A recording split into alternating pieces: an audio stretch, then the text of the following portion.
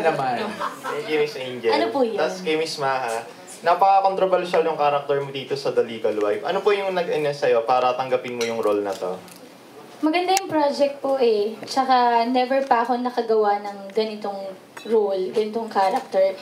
Tapos sabi ko nga parang feeling ko graduate na ako sa mga patwitams, mga ano. Gusto ko naman mag next level na ano ba yung mga characters na matcha-challenge ako. Kasi yun, sabi ko kanina sa interview ko, bilang isang artista, kailangan mong i-explore kung ano yung kaya mo talagang gawin pa sa pag-arte. So, yun, kahit na maganda kasi sa aming mga artista, meron kami mga roles, mga characters na ginagawa.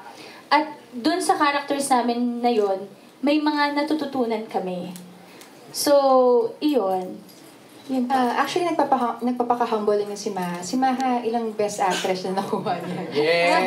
Parang hindi ko Yung best naiintindihan actress, kung sinasabi niya mga patwitams, ganyan. Pero si Maha, isa sa mga respetado at alam nating lahat na magaling umarte at mahal na mahal yung craft niya. At Tapos- napakagaling niya dito sa The Legal Wife. Tapos Isa sa pilot mga- episode pa lang abangan nyo kasi naguhubad na si Maha. Wow!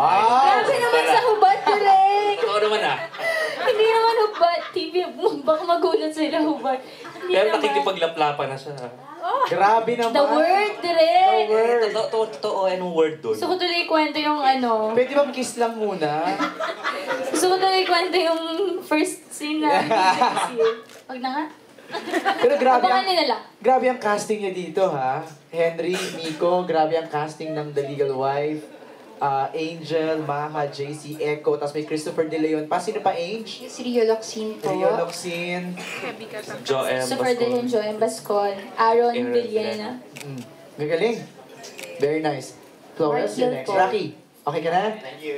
Okay. Okay naman po ba yung Sana sagot? okay naman yung mga sagot namin. Okay naman. Pag di ko naiintindihan, pwede pa kayo magtanong ulit. Okay. Ang I-tweet nyo na lang po kami. Ang hindi namin maintindihan, yung sampalan, ilang takes yun? At ang sakit, Maha, masakit yun, ha? Ano lang sumagot? In fairness naman, kasi bago namin i-take yun, sabi sa amin ni Direk Rory, gusto ko ibigay niyo na lahat. Okay. Ibigay niyo na para sa isang take lang. Okay. Kasi pares kayo may hirapan kung hindi niyo bigay. So in fairness, sa amin naman dalawa, binigay naman namin. So isa lang. Isang Isang malupit. Oo. Isang malupit. Isang malupit, pero alam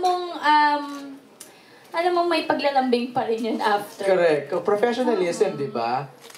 Na very nice. O si Angel, may gusto Saka, mo sabihin? hindi, parang, di ba, maganda kasi pag yung sa umpisa, binigay mo na lahat-lahat para yung emosyon namin nandun na pares kaming mataas. Oo. Kasi mahirap pag yung pares kaming nangangapa.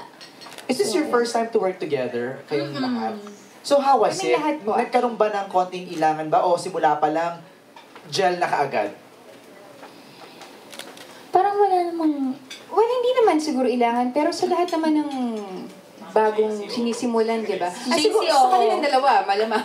Pero sa lahat naman, di ba na sinisimulang project, or pag may bago kang kasama, medyo nagpapakiramdaman pa kayo Yes. kung paano ba tong taong to, kung Oo.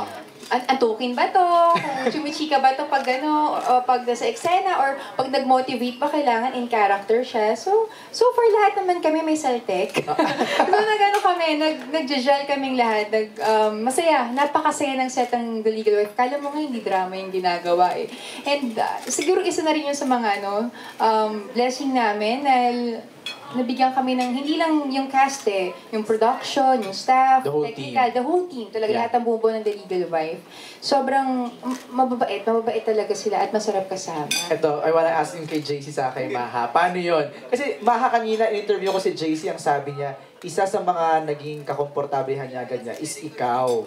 Lagi kami magkasama eh. So no choice si JC. Wala ko ibang kasama sa taping eh. Kasi kami ni Angel, nakakaisang eksena pa lang. Okay. So, si Maha palagi yung kasama ko. So how was it? Yung scene na yun na kinukwento sa akin ni Henry kanina.